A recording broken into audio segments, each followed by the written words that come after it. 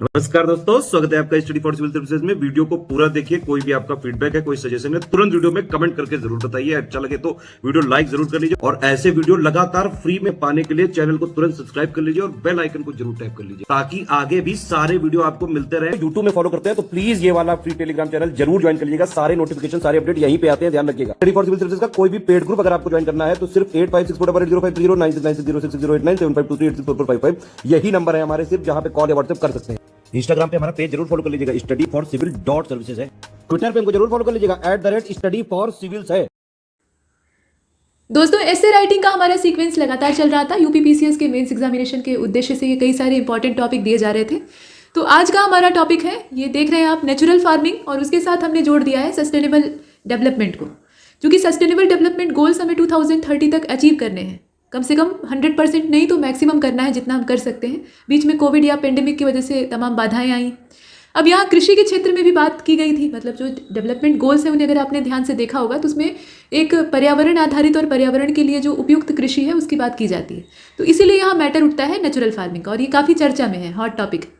Draft आपको पहले बनाना चाहिए, जैसा कि हर बार आपसे कहा जाता है, और ये आवश्यक है। तो पहले जब इस तरह का कोई भी टॉपिक आपको मिले और आप इसे चुनें कि ये करंट में चर्चा में है, मतलब अभी चल रहा है घटनाक्रम में, तो ये चर्चा में कहाँ पर है और क्यों है ये बताते हुए शुरू करिए। और ज़्यादा अच्छा रहेगा कि गवर्नमेंट ऑफ इंडिया का कोई इसमें एक्शन लिया गया है तो उसी से आप स्टार्ट कर दें। किसी का स्टेटमेंट हो या कोई ऐसा डाटा हो जो कि गवर्नमेंट ऑफ इंडिया की रिपोर्ट्स और उन चीज़ों को वेरीफाई करता हो। तो ये आप बताएं इन न्यूज़, मतलब ये है कि चर्चा में क्यों है, ये आपने किया तो ये आपकी इंट्रोडक्शन तैयार हो गई। और इंट्रोडक्शन को थोड़ा 2 पैराग्राफ बनाने के बाद, ज़्यादा लंबा नहीं करना है क्योंकि 700 के अंदर ही हमें रहना है। तो आप मेन बॉडी में लिखेंगे कि व्हाट इज़ नेचुरल फार्मिंग, ये है क्या असल में, मतलब जिस मामले के बारे में हम इतनी गहनता से चर्चा कर रहे हैं वो असल में क्या चीज़ है। इसके बाद जब नेचुरल फार्मिंग की चर्चा हो रही है तो इसके फ़ायदे ही फ़ायदे हैं, इसमें नुकसान तो कुछ नहीं है।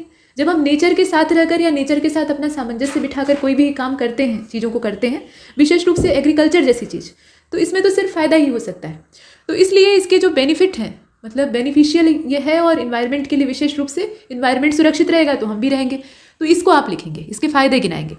और अब यहाँ पर हम इसकी डिमेरिट नहीं लिखेंगे, इसके नुकसान तो है नहीं, लेकिन हाँ, इसको लागू करने में चैलेंजेस हैं, कठिनाइयाँ हैं। सबसे बड़ी कठिनाई तो ये है कि ये लागत प्रभावी नहीं है, कॉस्ट इफिशियंसी इसकी बहुत कम है। जितना आप लगा रहे हैं उतने के मामले में जो उत्पादन हो रहा है इसका, वो काफ़ी सीमित है। अब इसके पीछे और टेक्नोलॉजिकल रिसर्च की आवश्यकता है, भारत जैसे देश में वो ज़रूरी है। तो चैलेंजेस हैं, और चैलेंजेस हैं तो उसका समाधान है, मतलब सॉल्यूशन आपको देना पड़ेगा। इस तरीके से कुछ आप इसे फ्रेम कर सकते हैं। फ्रेमिंग करने में बहुत ज़्यादा समय नहीं जाया करना है, लेकिन कम से कम 2 से 3 मिनट में आप एक टॉपिक को फ्रेम कर लीजिए। उसमें पॉइंट्स बना लीजिए कि आपको कहाँ कहाँ किस एरिया में लिखना है। तो अब न्यूज़ की अगर बात करें तो हमारी जो फाइनेंस मिनिस्टर है यानी निर्मला सीतारमण जी, उन्होंने अपने बजट स्पीच में इसका उल्लेख किया है कि गवर्नमेंट की कमिटमेंट है कि वो नेचुरल, केमिकल फ्री, ऑर्गेनिक और जीरो बजट नेचुरल फार्मिंग को बढ़ावा देगी, जिसे कि आप शॉर्टकट में JBNF कहते हैं।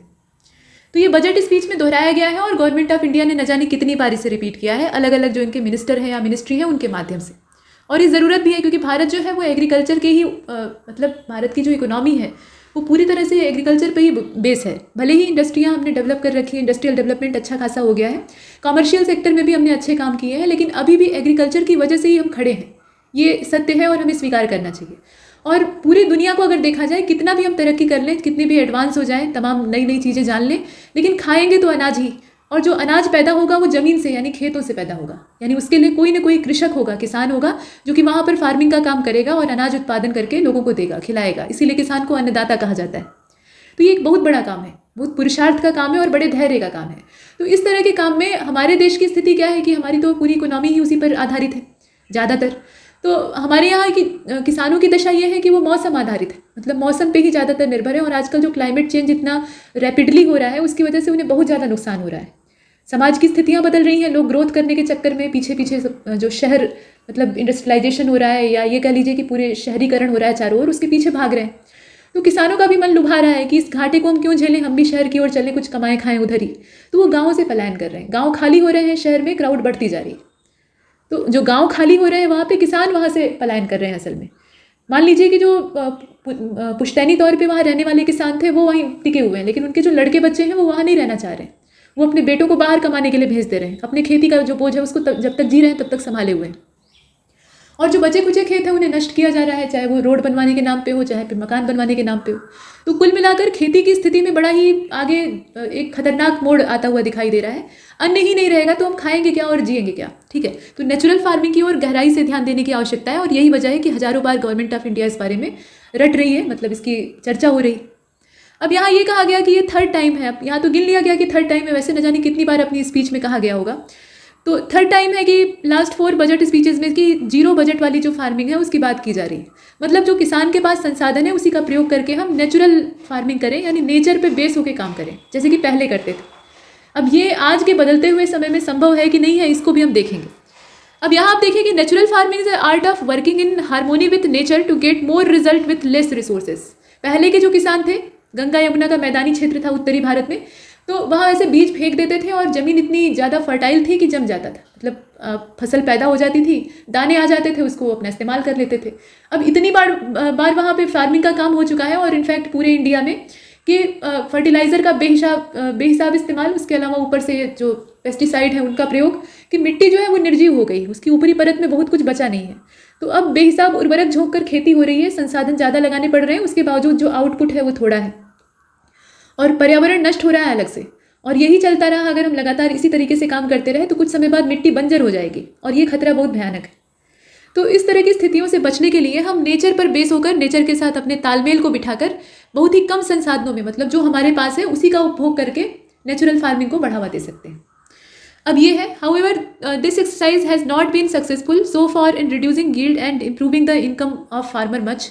मतलब इससे किसानों की आमदनी में कोई ग्रोथ होती नहीं दिखाई दे रही है, क्योंकि आमदनी में ग्रोथ तो तब होगी ना जब ग्रेन प्रोडक्शन अच्छा खासा होगा। और नेचुरल फार्मिंग का जो अभी कॉन्सेप्ट है कि आप जितने रिसोर्सेज आपके पास हैं, गोबर की खाद आपके पास है, आपके पास जो लाइव स्टॉक है उससे आपको खाद मिल रही है, तो उसका इस्तेमाल करके आप खेती करिए। तो क्या आप सोच सकते हैं कि जो केमिकल फर्टिलाइज़र है उसकी ये बराबरी कर पाएगा? नहीं कर पाएगा। आप यूरिया झोंक देंगे, जो दाने हैं वो बड़े बड़े हो जाएंगे, मतलब अनाज के। और अभी आप गोबर की खाद डाल रहे हैं, वैसा इफेक्ट वो नहीं डालेगा। केमिकल में और नेचुरल जो फर्टिलाइज़र है उनमें फ़र्क होता है। यही हाल पेस्टिसाइड्स का है। आप नीम की खली को पीस कर और उसका घोल बना के छिड़क रहे हैं, तो उससे क्या होगा? बहुत ज़्यादा कीड़े नहीं मरेंगे। और अभी कोई तगड़ा आप केमिकल जो कीटनाशक है उसको डाल दीजिए, देखिए सारे कीट मर जाएंगे, आपकी फसल बच जाएगी। तो लोगों की विवशता है कि वो नेचुरल फार्मिंग की ओर आसानी से नहीं जा सकते। तो इस तरह का है, कोई बहुत ज़्यादा इससे जो बेनिफिट है वो नहीं दिखाई दे रहा है, तत्काल का बेनिफिट। नेचर को तो बेनिफिट होगा ही। दिस अप्रोच टू, अब यहाँ तक आपने जो इसकी समस्याएं हैं उसको भी दिखा दिया है कि नेचुरल फार्मिंग में क्या दिक्कत है, क्यों इसको हम लोग अपनाने से हिचक रहे हैं। अब यहाँ पर आप लिख सकते हैं कि ये जो अप्रोच है फार्मिंग का, इसको पहली बार जापानी फार्मर थे, और फार्मर कम फिलासफर थे। तो कमोबेश जितने भी फार्मर्स होते हैं वो फिलासफर होते हैं, क्योंकि नेचर बेस वो पूरी तरह से होते हैं और उनके अंदर बहुत संतोष की भावना होती है, उनका पेशेंस जो है वो काबिल तारीफ होता है। तो ऐसे लोग फिलोसफर बन ही जाते हैं, उनकी मानसिकता वैसी ही हो जाती है। तो इस तरह के ये फार्मर थे, इनका नाम था मसानोबु फुकुओका, ये जापानी थे तो ऐसा नाम है इनका। और इनके द्वारा एक किताब लिखी गई थी, क्योंकि ये दार्शनिक जैसे थे तो इन्होंने एक किताब भी लिख डाली, और किताब का नाम था द 1 स्टार रिवॉल्यूशन। ये किताब का नाम है, तो इसको आप दे सकते हैं, अच्छा लगेगा वहाँ पे। पब्लिश इन द ईयर 1975, और ये प्रकाशित हुई थी 1975 में, जिसमें कि पहली बार इस कॉन्सेप्ट को दिया गया था। और हमारे जो इंडियन फार्मर्स हैं वो इस कॉन्सेप्ट को पहले से ही जानते थे, बल्कि इंप्लीमेंट भी करते थे, लेकिन उन्होंने कोई किताब नहीं लिखी। अब यहाँ आप देखिए, दिस अप्रोच टू फार्मिंग, ये आपने देख लिया है, और इसके नीचे ये वाला पॉइंट देखिएगा। अच्छा, पॉइंट में मत लिखिएगा, यहाँ तो पॉइंट में इसलिए दिया हुआ है ताकि इस टॉपिक से जुड़े हुए जितने भी इंपॉर्टेंट बिंदु हैं उन्हें आप जान पाएं और उन्हें अपने तथ्यों के भंडार में शामिल करें, और वहाँ से फैक्ट लेकर अपने विचारों के हिसाब से निबंध को लिखें, इसलिए दिया हुआ है। बुलेट पॉइंट में पूरे एस्से को नहीं लिखना है, पूरा एस्से आपका मैक्सिमम मतलब 70% पैराग्राफ में होना चाहिए, और बाकी जो 30% है उसमें आप कुछ हिस्सा कोई चार्ट बना सकते हैं जहाँ क्लासिफिकेशन करना है, बाकी अंडरलाइन कर सकते हैं या फिर पॉइंट में लिख सकते हैं। ऐसा अति किसी चीज़ की नहीं करनी है। तो इसमें हमने ये जापानी फार्मर का देखा, इनकी बुक का नाम था 1 स्टार रिवॉल्यूशन। अब यहाँ पे ये कहा गया कि diversified farming system that integrate crop trees. अब यहाँ किस तरह की बात की जा रही है? क्रॉप्स को, ट्रीज़ को और लाइव स्टॉक को एक साथ इंटीग्रेट करके हम उससे फार्मिंग करें। अब कैसे करें? तो जो लाइव स्टॉक है उसके जो अपशिष्ट हैं, प्रोडक्ट हैं, उससे निकलने वाले, जैसे गोबर है या फिर इस तरह की चीज़ें, या उन्हीं को हम खेती के काम में लगा लें, जैसे पहले के किसान करते थे। ट्रैक्टर उनके पास नहीं था तो वो हल बैल वाला काम करते थे। बैल जो है उनकी कीमत बहुत ज़्यादा होती थी। पशुधन, गाय से दूध मिलता था, और गाय के जो नर बछड़े होते थे वो कहीं बेसहारा सड़कों पर पॉलीथीन नहीं खाते थे और गाड़ियों के नीचे कुचल कर बेमौत नहीं मरते थे, बल्कि वो खेती में काम आते थे। उनकी अच्छी तरह से आवभगत भी होती थी, बल्कि बैल को एक कमाऊ बेटा माना जाता था। तो इस तरह की स्थितियाँ थी, मतलब कुछ भी व्यर्थ नहीं होता था, सब कुछ हम इस्तेमाल कर लेते थे और इसीलिए सुखी और संतुष्ट थे। लेकिन अब का जो समय है, जितना हमें नए नए संसाधनों की जानकारी हो गई है उतना ही असंतोष हमारे अंदर व्याप्त है। तो उससे निपटने की ज़रूरत है, हमें बीते हुए समय में जाना होगा, यही कड़वी हकीकत है। तो बीते हुए ज़माने में जाने के लिए हमें क्रॉप्स के साथ ट्रीज़ और लाइव स्टॉक को मिलाकर देखना पड़ेगा, यानी समग्र दृष्टि रखनी पड़ेगी। खेत से ही नहीं, सिर्फ खेत के चारों ओर आप कुछ पौधे रोप दीजिए, कुछ प्लांटेशन क्रॉप्स जो हैं उनको रोप दीजिए, उससे आप जो प्रोडक्ट मिल रहे हैं उसका फ़ायदा लीजिए, उसको बेचकर मुनाफा कमाइए। और कुछ ऐसे भी पेड़ होते हैं जो कि फसलों को प्रोटेक्शन देते हैं। हालांकि किसान जो है वो खेत के आसपास पेड़ नहीं लगाना चाहते हैं, उसके पीछे रीज़न ये है कि पेड़ है तो पक्षियों का ठिकाना है, और पक्षी रहेंगे तो फिर फसलों को नुकसान भी पहुंचा सकते हैं। लेकिन इसके बहुत सारे फ़ायदे भी हैं। पक्षी खाएंगे कहाँ, आखिर उनके लिए भी तो खाने के लिए वही है। तो एक इकोसिस्टम होता है ना, पूरा फील्ड, किसान का जो पूरा एक खेत होता है, दायरा होता है, वो सिर्फ उसके पेट भरने के काम में नहीं आता है, उससे न जाने कितने जीवों का पेट भरता है। और पहले लोग इस चीज़ को एक्सेप्ट करते थे। तो उस नेचुरल फार्मिंग की ओर हमें रुख करना होगा, लाइव स्टॉक को भी इससे जोड़ना पड़ेगा, और thereby providing the opportunity for optimum utilisation of functional biodiversity. जो हमारी बायोडाइवर्सिटी है उसको हमें यहाँ पे पूरी तरह से इम्प्रूव करने की आवश्यकता है, और इम्प्रूवमेंट इसी तरीके से हो सकता है। जो सस्टेनेबल डेवलपमेंट की हम बात करते हैं, सस्टेनेबल एग्रीकल्चर की बात करते हैं, वो ऐसे ही संभव है। अब यहाँ आप ये भी लिख सकते हैं कि internationally natural farming is considered a form of regenerative agriculture. और जहाँ पे रीजनरेशन की बात आती है कि किसी चीज़ को हम फिर से बना सकते हैं, वो नष्ट हो गई तो फिर वापस आ सकती है, वहाँ पे हमेशा उम्मीद की किरण होती है। तो यहाँ भी है। और which is a major strategy to protect the अर्थ।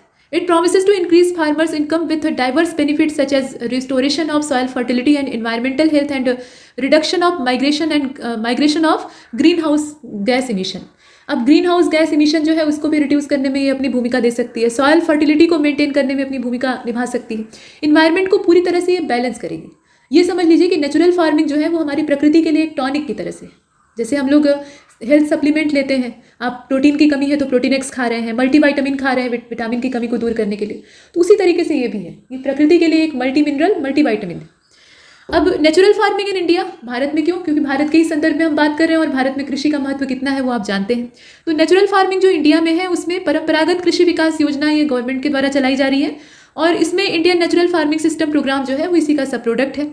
अब ये BBKP जो आप देख रहे हैं, ये शॉर्टकट यहाँ लिखा हुआ है, इसका फुल फॉर्म क्या है? ये भारत का नेचुरल फार्मिंग सिस्टम प्रोग्राम है। तो इसमें टारगेट क्या है? At promoting traditional indigenous practices that minimise the input that are procured externally. मतलब इसमें जो एक्सटर्नल यूज़ हम लोग करते हैं, बाहर की चीज़ें ले आकर प्रयोग करते हैं, दुकान से खाद खरीद लाए, दुकान से बीज खरीद लाए, तो वो काम हम खुद से करें, मतलब खुद के पास ऐसा भंडार रखें, खाद का भी इंतजाम हम अपने निजी स्तर पर करें, कुल मिलाकर आत्मनिर्भरता। तो आप यहाँ पर जो नेचुरल फार्मिंग का कॉन्सेप्ट है इसे सिर्फ आप इन्वायरमेंटल इशू से नहीं जोड़ेंगे, बल्कि जो सस्टेनेबल डेवलपमेंट है उसके साथ जोड़ेंगे, प्लस आप आत्मनिर्भर भारत के साथ भी इसको जोड़ेंगे। और किसान, आज का जो किसान है वो आत्मनिर्भर है, पहले भी होता था।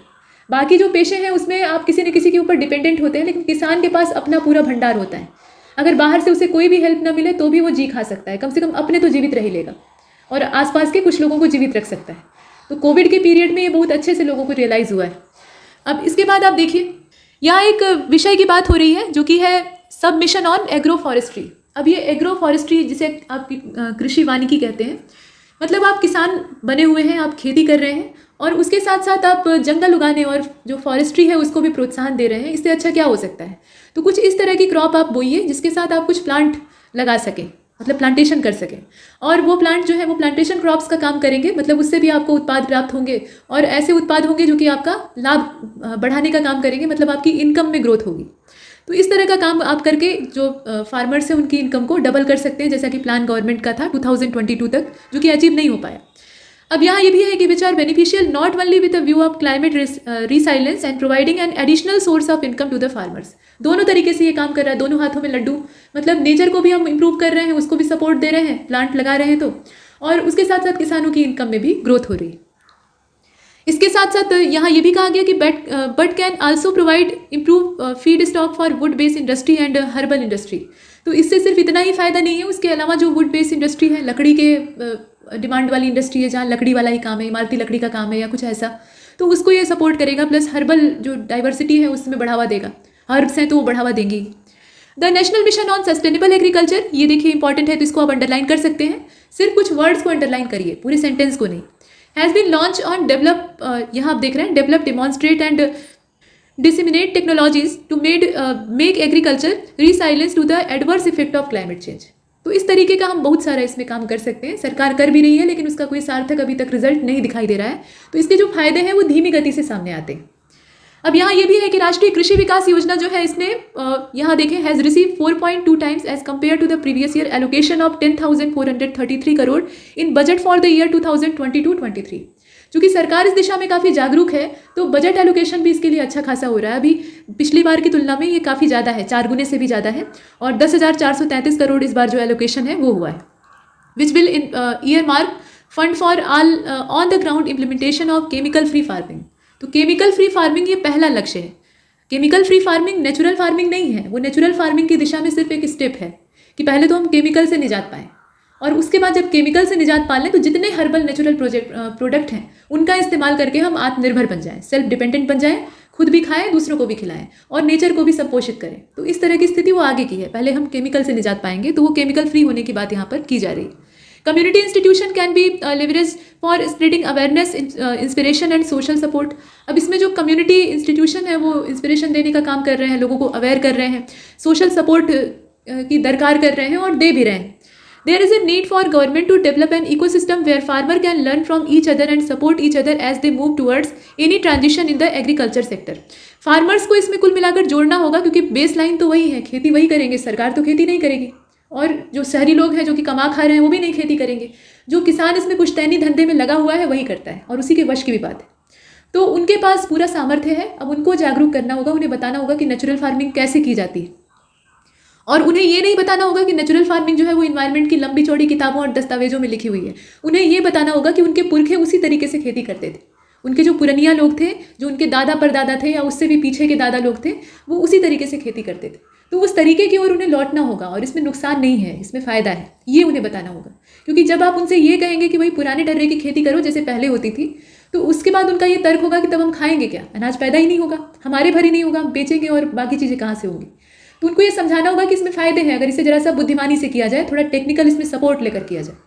ठीक है, केमिकल फ्री होने का मतलब ये नहीं है कि हम टेक्नोलॉजी से नाता तोड़ लेंगे, टेक्नोलॉजी की हेल्प तो हम तब भी लेंगे, लेकिन जो नेचुरल प्रोडक्ट है उन पर हम आश्रित रहेंगे और नेचर को किसी भी तरह से नुकसान नहीं पहुंचाएंगे। ये है नेचुरल फार्मिंग। तो किसानों को इस बारे में थोड़ा खुलकर और कायदे से बताना होगा, उनकी भाषा में, उनके समझ के हिसाब से बताना होगा।